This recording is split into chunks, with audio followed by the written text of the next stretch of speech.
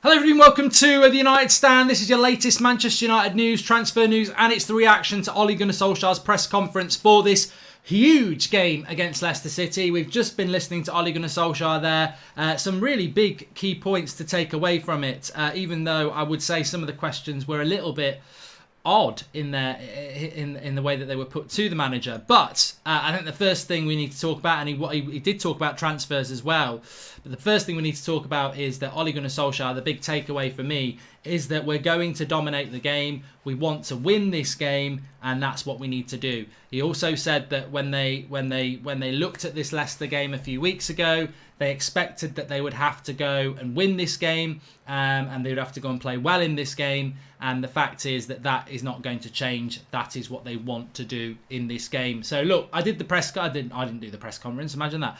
I did the preview last night, and I really reiterated that Manchester United cannot go into this game to game manage it. We can't go into this game trying to get a draw. We can't go into this game trying to be conservative or contain. We've got to go on the front foot. So for me, when the manager comes out and says that we want to dominate the game, we want to go there and we want to win, and that's what we need to do, these are the words. You can't ask for anything more than that from your manager. So I'm very happy with that.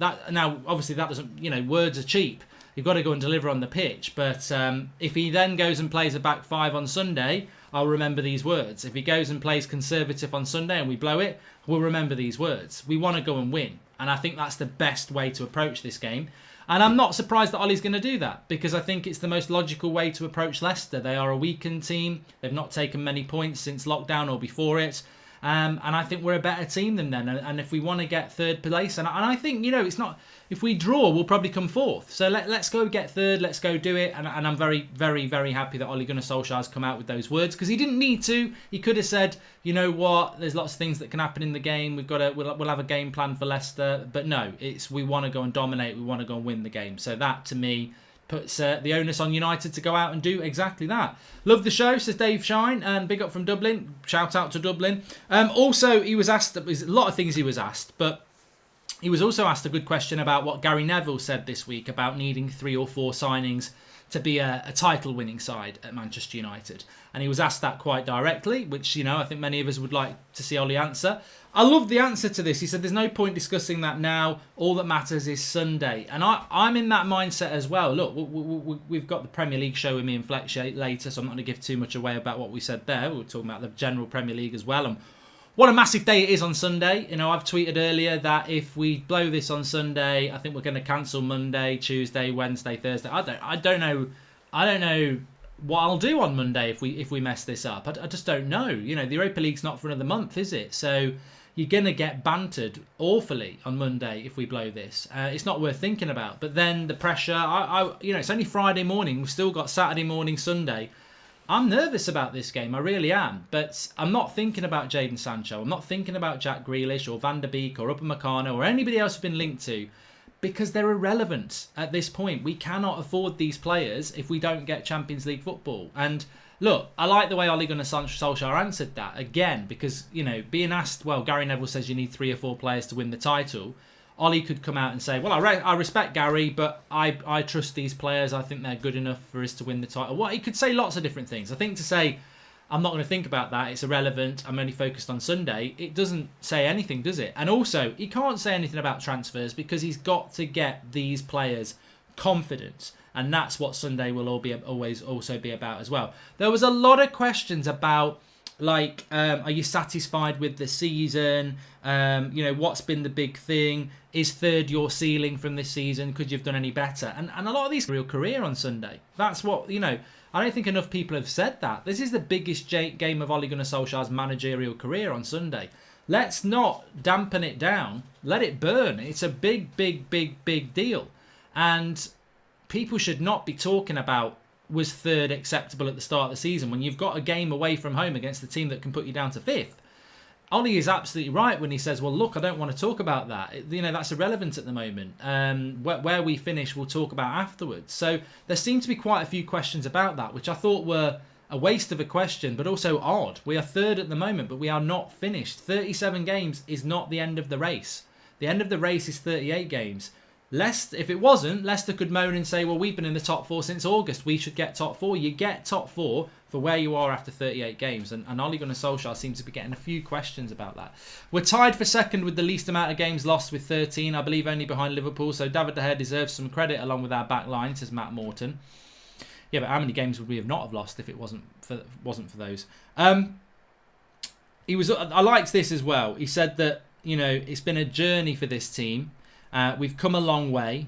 We're more robust when we've gone behind, which is true. We've gone behind quite a few times actually since lockdown, and we've come back from it. And we've seen the heights we can hit when we are flowing. And I think that's the sort of positivity that Ole Gunnar Solskjaer needs to be putting out there now, because his players will listen to the press conference. His players will listen to what's going on social media, and his players will listen to the quotes of Ole Gunnar Solskjaer. And he has to build this team up. Now, some of you, maybe me at times, will be sat here going, you know what, I don't necessarily agree that we've been mentally strong in the last couple of weeks. I don't think we've been as good as we can be. But I also do agree with what Ole Gunnar Solskjaer said, is this team has come a long way. When you look at us after that Burnley game, and that's always the tipping point, really, and the fact that we've been unbeaten in the league, and some of the performances we have, and the fact that we have come from 1-0 behind a few times. That does show a mental robustness, which Ole Gunnar Solskjaer mentioned 2 or 3 times in his press conference, that we didn't have a year ago. We go behind in games. We didn't even have it at the start of the season. We went behind to Newcastle, we didn't come back. We went behind to Bournemouth, we didn't come back. We went behind to Watford, we didn't come back. We have started being able to come back in games. And, you can say, well, it's only against Bournemouth and crap teams that we've done it. But those teams before Christmas, we couldn't come back to. So there is progression. And Ole Gunnar Solskjaer was very keen to state that this is a journey. This is a journey for this team. This is a step. Whatever we achieve on Sunday, it's a step forward. And we've got to build on that. And, he was talking about the 3rd place and saying, look, a Europa League win and 3rd in the league, that would be good, but we know we've got more work to do because there's 2 teams that are way ahead of us. Ole Gunnar Solskjaer is fully aware of this, and I think a lot of what he's been saying in this press conference today is exactly the right thing. And it goes back to what I said in the press conference, and in my preview last night, and what some of you were saying as well, is that so much of this is on the manager, but so much more of it is on the players. And I think a lot of what he said to do today, he couldn't say any better. We are going to be talking about the director of football thing, and we will be talking about the players, football writers player of the year, which is Jordan Henderson, which I think is a joke, but we'll talk about that in a moment because Marcus Rashford actually came 3rd and Aaron Wan-Bissaka only got 1 vote. I mean, football writers, emotional writers, I think. Milk monitor writers, I personally think. Well, I'll talk about that in a minute. Mark, could we see Henderson plus cash deal for Sancho since Dortmund badly need a goalkeeper? Wouldn't mind it myself, says Harsh. Never say never, but I wouldn't have thought so. Hi, Mark. There is speculation relating to Gay joining our club. Is it true? Says Vijal Shrey. I've not seen anything about Idrissa Gay, but I do really think that he's a very, very good player in relation to getting the ball. But I'm sure he's 30, so we wouldn't be going for him. It's going to be a tight and cagey game on Sunday, I think. My worry is Ollie's tactics in really important games. If he gets through Sunday, I think it's massive, says Sean Turner. It is absolutely massive. Our defence is suspect. De Gea has had a mistake in big spots. It's all about the chances. If we set up defensive, we are less than even money, says Brian Kelly. Yeah, I would say you can't rely on this defence as well. He said that also spoke about the injuries. Phil Jones and Axel Twansebi obviously out. We knew they were out till September anyway. He said that he'll give Eric Bailly and Luke Shaw every opportunity to be involved on Sunday. Well, I'm not going to go over that anymore. Luke Shaw and Lee Parker just said there what happens about Luke Shaw, and it all depends on what Ollie's approach is to the game, says Salah Ahmed. I spoke a lot about Luke Shaw last night. I don't need to talk about it anymore. I think Luke Shaw equals top 4. And I really hope he's going to play on Sunday. And I think that if he's 80% fit, you pick him, because you can always bring Brandon Williams on if he breaks down, and it's the last game of the season. And if we get top 4, maybe give Luke Shaw a month off and don't play him in the Europa League anyway. So I would play Luke Shaw. I think if this was Wayne Rooney for England or David Beckham with his metatarsal, they played with a bit of an injury. I think Luke Shaw needs to play. I think he's very important. Not our best player, of course he's not our best player, but the balance of the team, the support he gives to Rashford, the support he gives to the defence, locking that left-hand side down because Perez plays there. He's probably one of Leicester's best players in the absence of their injuries. I hope Luke Shaw plays. Eric Bayer, I'm not really bothered. On the bench, we need a centre-back, so it'd be nice to have him on the bench, and you'd expect him to be on the bench, but we'll see what happens with Eric Bayer. Confidence levels have to be high. It's a great chance, and energy won't be an issue. This is Ole Gunnar Solskjaer being asked about the confidence levels of the team, and again, he was quick to reiterate that, look, the confidence levels need to be high. We've put ourselves in this position because we deserve to be in it. It's a great chance for us. The energy levels will be fine. It's a 90-minute game. It's the last game of the season. Energy levels should be good. I certainly think energy levels will be very high for Leicester. He also spoke that obviously after Sunday, we don't play again for a week and a half. And that game in a week and a half is actually the second leg against Last Links where we're 5-0 up. So our next real competitive game is 2 weeks on Monday, which is the quarterfinals of the Europa League. So he was asked about giving players a break. And he said, yeah, we'll definitely be taking a few days off. I mean, personally, I would give everybody a week and a half off. Well, maybe not a week and a half, but certainly a full week off. Get the reserves back in after about 4 days and then play them against Last Link and then bring the first teamers back, a couple of days before that and get them ready for the quarters, really. That's what I would do. I think it makes common sense. No back five, says Michael Jones. Well, I don't think we will see a back five because the big takeaway from Ollie's press conference today for me is that we want to go and dominate Leicester. We want to go and win the game. That's what we need to do. And that's right. And you don't do that with a back five. And he said this. What I want to say about this is he said this twice now. He said it the other day, and he said it today as well. During lockdown, we thought if we could give ourselves a chance to go on the last game of the season to have to beat Leicester and beat Leicester well, we would take that. And he said, I see no reason to change that mentality now. So it's the same mentality, according to Ollie. We wanted the opportunity to go to Leicester on the last game of the season and have to beat them well to get top four. That is still the same. He doesn't want what is the dangerous scenario where we start thinking, oh, a draw will be good enough. He wants that Manchester United side to go out and put a show on Sunday. And that excites me. I'm still bloody nervous. I can't deny that. I'm still very, very nervous. But that excites me that he's got that mentality. I know not everybody would. Look, the Jose Mourinho lovers of this world will be like, no, you've already got third spot. Shut them down, get the game done, make it as boring as possible. Fouls around the middle of the pitch, time waste, get the 0-0, get to the Champions League. That's all that matters. That's not Manchester United. That's why Mourinho never worked at United. Manchester United are not that club. I don't remember Sir Alex Ferguson doing that very often. Did do it a couple of times against Barcelona, to be fair, but ultimately that was one of the best teams there's ever been. This is Leicester City with half their team injured. We don't need to do that. We are Manchester United. Our best players are our attacking players at the moment. That's definitely true. Let's go and beat them 4-3.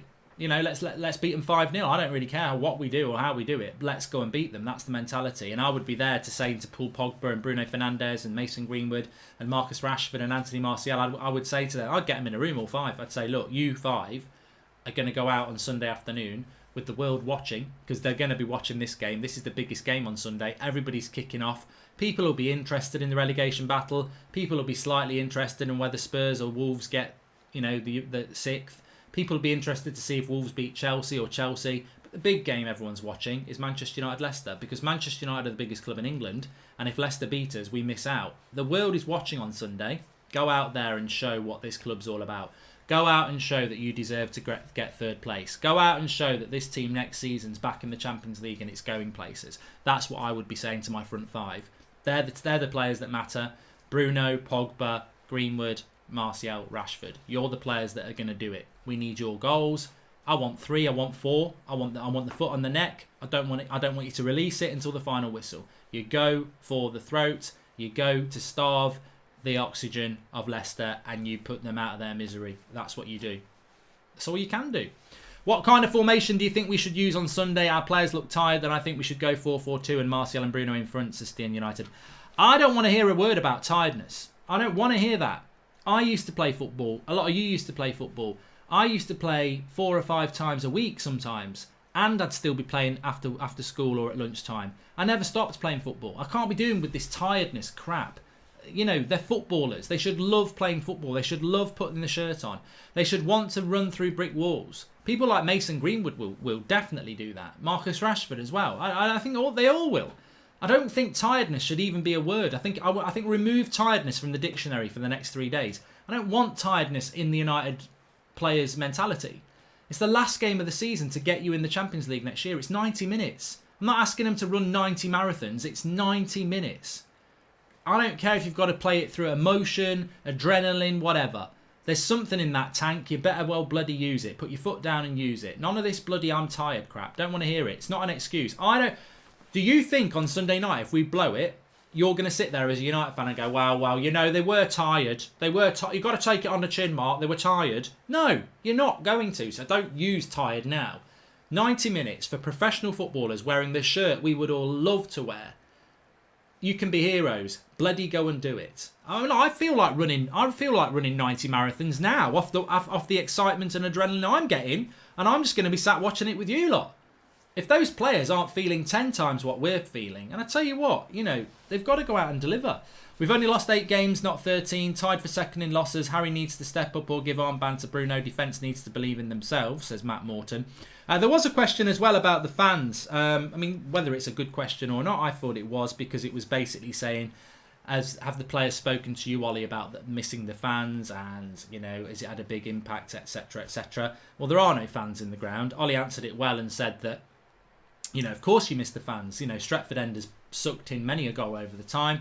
But I think I said this as well a few days ago, and I think a lot of you did as well, that a couple of the games we've had this season, the Southampton and West Ham games at home, would we have drawn those games in the last 20 minutes with the crowd actually getting behind us? Maybe not. I think fans in the ground make a big difference. But having said that, it's the same for everybody, isn't it? And some of the away games, would we have had it as easy as we did with a crowd that was against us a little bit, like that Villa crowd in the first 20 minutes would have been? So, look, it is what it is. Everyone's played on the same playing field. We need to get fans back in the ground ASAP. I think they make a massive difference at Old Trafford and away.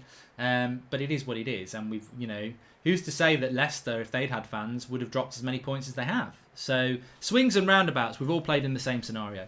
These players should be up for this. Tiredness shouldn't be a factor. They get third. They can all have a rest after this game because Europa don't matter, says Sean Turner. I think if we get third place, we'll win the Europa League. I think the Europa League will just become a bit of an end-of-season World Cup for the players. They'll be relaxed. They'll be happy. They won't feel the tension. I really do think if United get third next or fourth on Sunday, then things will get easier at the club. It's a mentality barrier. It's basically like punching through a brick wall. Once they've broken that brick wall down, they'll realise that they can come through bad times of the last couple of weeks where they've struggled a bit and still win and still get where they need to be. And then in the Europa League, they'll be far more relaxed. And that when you're more relaxed, you're less tense. You try things, and then you go into next season. Maybe you add in a couple of players to bring a bit of buzz to the team. There's buzz from last season, and you go on. That's where we can be. That's the contrast. We can win on Sunday. We can get third place and be in a real positive aura around the club, or we can lose and mess it up and just not get some of those players that we want to get and put a load of pressure on ourselves in the Europa League, blow that as well, and then go into next season basically where we were 6 months ago. It's such a massive game. It really is. 90 minutes is all we are asking for. We work hard every day to see them play. Is it too much to ask, says Andy Turner. I don't think tiredness even matters. I really don't. I really don't.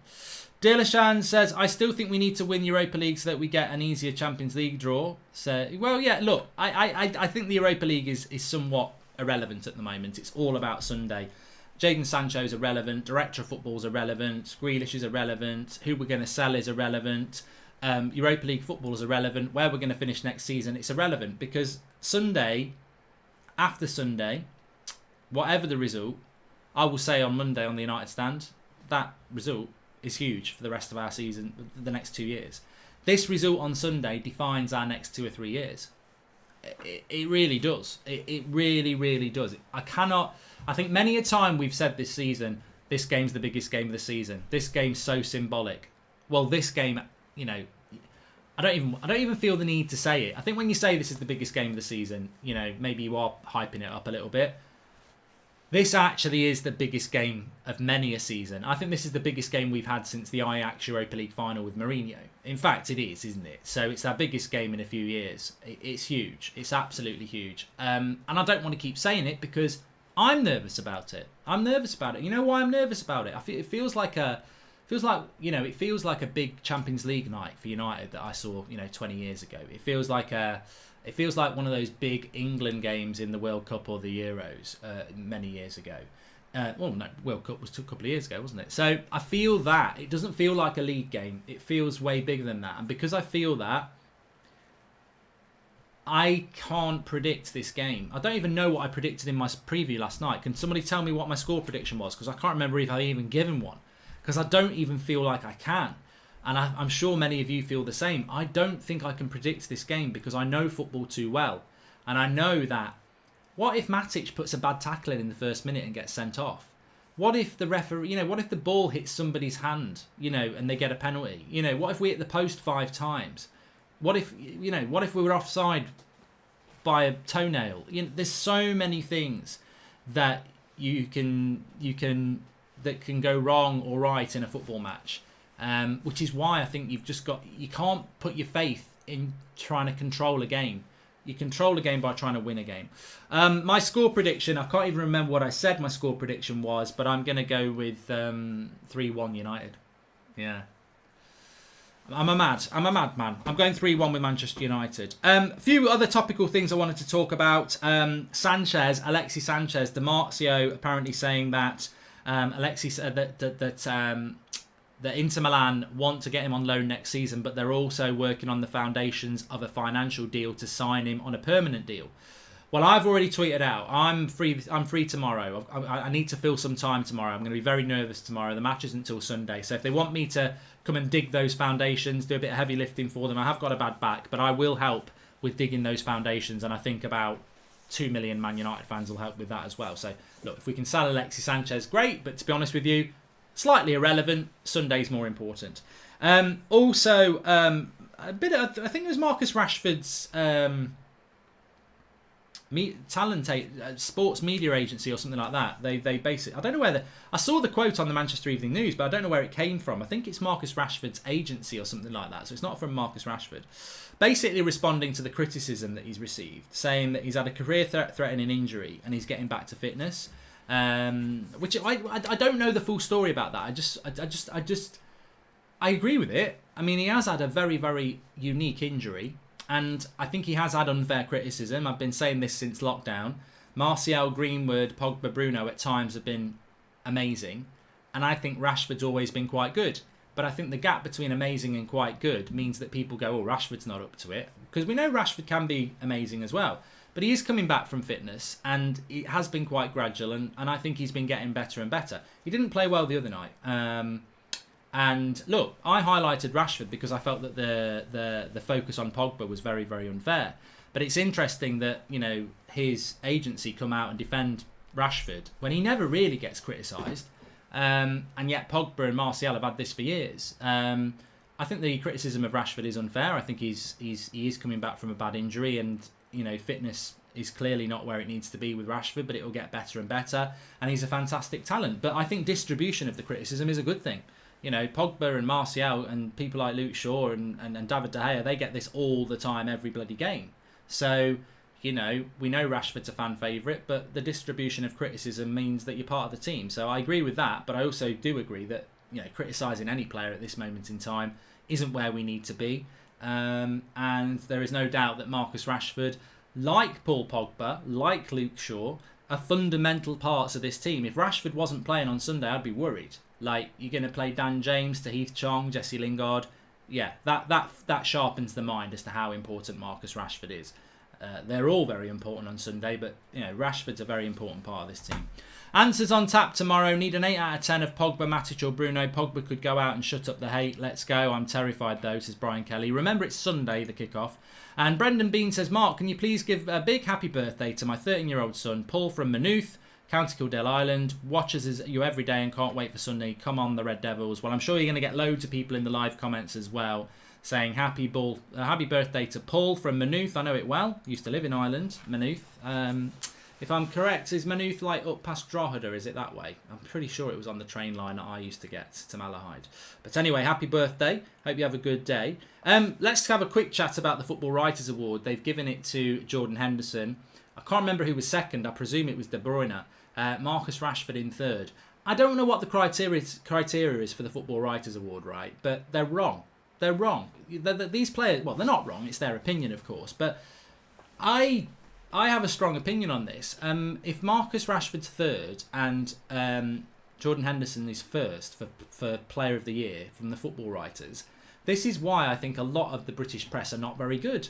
And this is why I think we get a lot of poor questioning in press conferences, because a lot of them are good, but a lot of them aren't good. Because what this is, do they watch Manchester United play for a start? How many Liverpool games have you watched play? Because they're not. This is emotion. The English game is riddled with emotion. When we lose on penalties, it's almost like we like it. Oh, we can all feel sorry for ourselves now. On the continent, they're winners. Ramos doesn't get named Player of the Year. It's Messi or Ronaldo when they were in La Liga. That because you give it to the best player.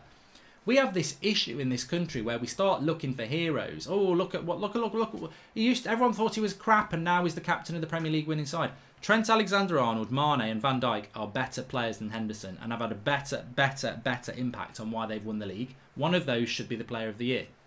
This is just my opinion, but they should win Player of the Year because they're the best players and they've been the biggest contributors. I don't see Jordan Henderson as a Roy Keane, and even Roy Keane didn't used to get Player of the Year. So look, I know he did sometimes, but he's not Roy Keane anyway. So for me, Jordan Henderson's had a great season, but this Player of the Year talk, it's like giving it to the milk monitor. I just think it's sympathetic. He's had a very, very good season, but there's 3 or 4 players better than him in that team that should win Player of the Year. And I think we hand it out on fairness and not on ability. As for Marcus Rashford being third, I disagree. As a United fan, I disagree with this as well. I think that's the worst one of the lot. Marcus Rashford's had a fantastic half season. He's missed half of it with injury, and he's not actually been one of our better players since lockdown either. So you're going to put Marcus Rashford as third in the Player of the Year awards when he didn't have a good start to the season. He had 4 good months on the left wing, and then he missed 5 months. How can you give that person third in Player of the Year? I don't get it. Wan-Bissaka is Manchester United Player of the Year. I know he's not been good for 2 weeks, but people forget that the season started in August, and he was a brand new signing. Wan-Bissaka's our Player of the Year, so he should be there. Bruno has probably played around the same sort of months as Rashford and has had a bigger impact. Martial's played most of the season and has had a bigger impact. So if I'm doing my top 3 Manchester United players at the moment, it would have been Fred a couple of months ago, but since lockdown, he's disappeared. So my top 3 United players, Wan-Bissaka, Bruno, Martial, followed by Rashford. Rashford, if he'd played the whole season, I would have given it, but he hasn't been one of our best players since lockdown came back, and he was injured since January. So, look, Marcus Rashford's a great player, but it goes back to the Henderson thing. I think too much of this is based on emotion. What do you even watch? Mark, do you even watch enough of Liverpool? We all have opinions on football, but many Liverpool fans think Henderson deserves it this year, says Joshua Harper. Deserves it because he's the captain. Hendo, he's a good worker. Most Liverpool fans I talk to, they know Van Dijk's more important, they know Mane's more important, and they know Trent Alexander's more important. That's what I'm saying. Deserve or who's more important? Who's the better player? Who's helped them win the league more? Mane, TAA and Van Dijk. It's my opinion. Joshua, you've got a different one. Obviously, you're one of those people who would have voted for him. If we get top 4, he has to sign players to build a squad to cope with the amount of games we will have to play, says Mark Whitten. I agree with you on that one. Greenwood should be in the top 5 as well, Mohamed. Yeah, definitely. And Martin the Dane says Trent Alexander-Arnold should have been Player of the Year. I think what he's achieved as a right back, yeah, I totally agree. And I hate to say that, but there you go. Henderson is very important to Liverpool, but so is Busquets to Barcelona, and he doesn't win Player of the Year, says Ross. Exactly, that's what I mean. On the continent, Henderson would never have got this. They would give it to the best players who've contributed the most. But in this country, we like to vote on fairness and emotion, and to me, that's not wrong. That's right. That's wrong. Sorry. We need to buy Sancho, says Two Brothers. We need to focus on Sunday, Two Brothers. That's what we need to do. It's a huge game for us. And I'll leave you with this. Ole Gunnar Solskjaer said, we're going to dominate the game. We want to win the game. A few weeks ago, we wanted to play Leicester, and knowing that if we beat them well, we get top 4. That doesn't change because we need a draw. That's all I want. That's all I want. Please smash a like on the video. We are back this afternoon with the Premier League show, talking about the wider Premier League with Flex in the studio. If you want to get your t-shirts, you can see that they are all now available on YouTube. Just look underneath the video. They do ship worldwide. And thanks everyone for watching. God, it's going to be a long couple of days. I'm playing FIFA as well this afternoon at 2:30 on Mark Goldbridge. That's football. Got to fill some time. Got to fill some time with this nervous energy. But what we're going to be like at kickoff on Sunday. Bloody hell. It's huge. It's huge. Speak to you soon.